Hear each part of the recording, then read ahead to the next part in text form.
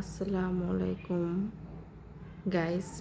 আজকে দুপুরের রান্না আপনাদের সাথে শেয়ার করলাম। আজকে কি রান্না করলাম, আজকে কচুর লতি দিয়ে চিংড়ি মাছ দিয়ে রান্না করব।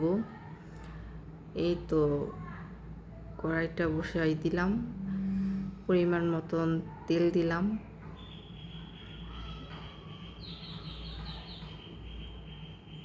পেঁয়াজ কুচি দিব।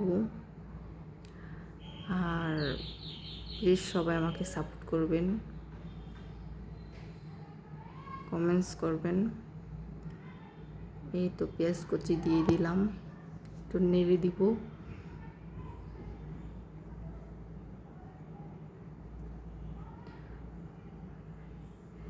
পেঁয়াজটা কালার আসা পর্যন্ত ভাজবো। এই তো মরিচ ফালি দিয়ে দিলাম, আদা রসুনের পেস্ট দিয়ে দিলাম,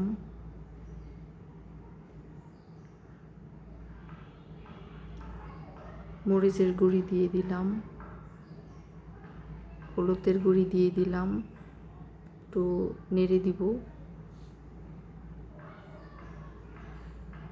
স্বাদ মতো লবণ দিয়ে দিলাম, তো একটু পানি দিয়ে দিব, দিয়ে আবার ভালো করে নেড়ে দিব। তো চিংড়ি মাছ দিয়ে দিলাম, দিয়ে নেড়ে দেওয়ার পরে একটু কষিয়ে নিব। একটু এই তো রসুন কুচি দিয়ে দিলাম, দিয়ে ভালো করে নেড়ে দিব।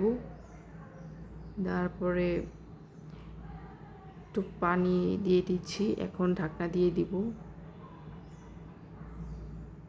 ঢাকনা খুলে আবার কিছুক্ষণ নেড়ে দিব।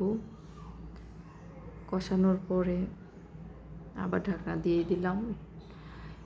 এই তো কচুর লতিগুলি দিয়ে দিব। কচুর লতিগুলি দেওয়ার পরে একটু নাড়া দিয়ে দিব। নাড়া দেওয়ার পরে কিছুক্ষণ কষিয়ে নিব ঢাকনা দিয়ে।